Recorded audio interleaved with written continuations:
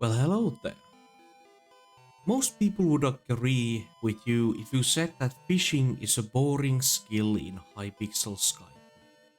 But as most actual fishing enjoyers will tell you, there is a lot more going on with fishing than you can see from the surface. This more interesting side of fishing comes from all the varied ways players can fish, be it special events or simply going for a different sea creature. This will not be your standard fishing tutorial. Rather, I would like to supplement a lot of the available tutorials with this video. So I will not be covering basic gear progression, money making, or best ways of gaining XP. Instead, what I want to talk to you about is all of the events in fishing and how these events change fishing from normal lava and water fishing. Now, first, a little bit about me. Hi, I'm Lordotro, a level 350 Ironman player who enjoys fishing.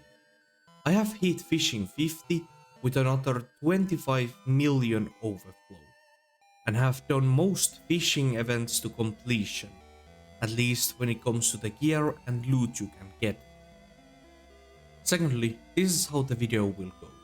I split the video per each fishing event discussing how that form of fishing is different and what gear there might be. If you're familiar with, for example, cherry fishing, you can easily skip that part of the video and not miss anything when it comes to spooky fishing. Anyway, with that all out of the way, let us begin. First, we have the different forms of water fishing. Now, the notable special thing when it comes to plain old water fishing are the spider stance rain, which can boost your fishing speed by 50 points, and the park, which has more squids, and if you start rain on that island, even more squids. I will not be talking about squid fishing, because the only things you need for that is the squid bed and squid hat. The hat could also work with getting flag blast. Spooky fishing varies maybe the least from normal fishing. There's only a few new mobs and even less unique gear for this type of fishing. On the gear end, we have the mythic bat bed, which has some slight use in this event, but here is the important part. Fishing speed and sea creature chance are both way more important than the 25% spooky sea creature chance you get. So only use this bet if you can get both of those stats maxed. Additionally, we have spooky bait, which works on all spooky creatures. Again, this is worse than fish bait if you cannot get 300 speed without fish bait. Lastly, we have the whale bait, which works on Grim Reapers and werewolves, so if you can get the speed, I would recommend whale bait. On the list of creatures, you can get these ones during the event.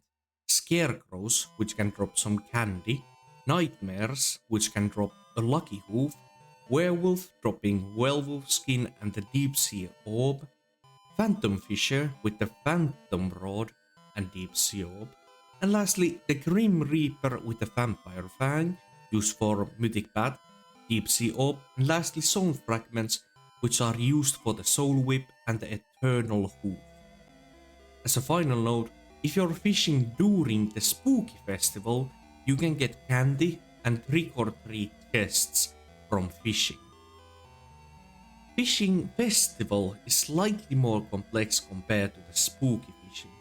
On the gear end, we have shark tooth necklace and its many tiers, granting you a higher chance of catching sharks. Then we again have the shark bait, which does the same thing as spooky bait, but just for sharks. The same goes for whale bait, which affects tigers and great white sharks.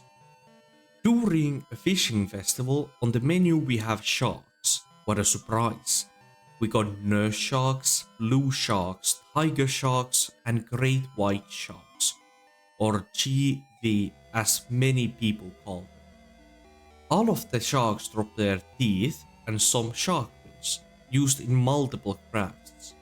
Additionally, the tiger and great white shark might also drop a Megalodon pet. Lastly, on the water fishing, we have the winter fishing. Now, winter fishing is the most unique of all the forms of water fishing. Let's begin with gear. We have the most important thing, an auger rod. If you can get it, you always use that in the winter island. Next, we have surprisingly equipment.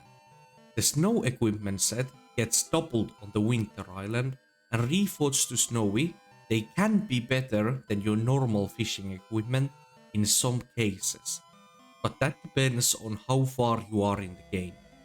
We additionally have the Nutcracker armor, which might be better depending on your normal fishing gear. Overall, I would say that if you already have Thunder armor, then Thunder armor is better. But if you're choosing to buy this instead of Thunder for the additional magic find and don't have Sorrow, I believe it's a good choice. Next, we have a pet for this, the Reindeer pet. Even if it doesn't have the highest sea creature chance, the speed it grants more than covers for it. The Reindeer is a must for any self-respecting fisherman. Lastly, we have Ice Bait and Whale Bait. Again, the same rules from spooky and shark fishing apply. However, thanks to the powerful Reindeer pet, you might actually get to use these baits. On the side of creatures, there are a bit too many to list them all out, but generally they give gifts. However, the Nutcracker gives you nuts, Yetis grant the Yeti Rod, Hilt of True Ice and the Yeti Pet, and the Raindrake, if catched by you, will grant you a Prosperity 1. Worm fishing is less so unique when it comes to your gear, and more so when it comes to the style of fishing. You can find guides to how to set up a worm fishing spot. I personally recommend you to check out Hawklops's The Best Lava Fishing Guide. The only thing to note when it comes to that video is that the admins have changed how fishing rods work, so only lava rods work on lava, and the Ammonite pet is now way better. However, there is still something worth discussing about worm fishing: loot share parties. Without a doubt, worm fishing is one of the most boring fishing tasks, so to speed it up, it is highly recommended joining fishing parties for this. You can find such parties in, for example, the Iron Man Sweats Discord. Each party has its own rules, but generally, this is how it works. You bring a Dreadlord sword, and if you can, a Totem of Corruption. When the time is up, someone places the totem and everyone does damage to the catched worms to get loot shells. The killer will be whoever has the highest looting enchantment, so either looting 4 or 5. Trophy fishing is the last form of fishing we'll be discussing in this video.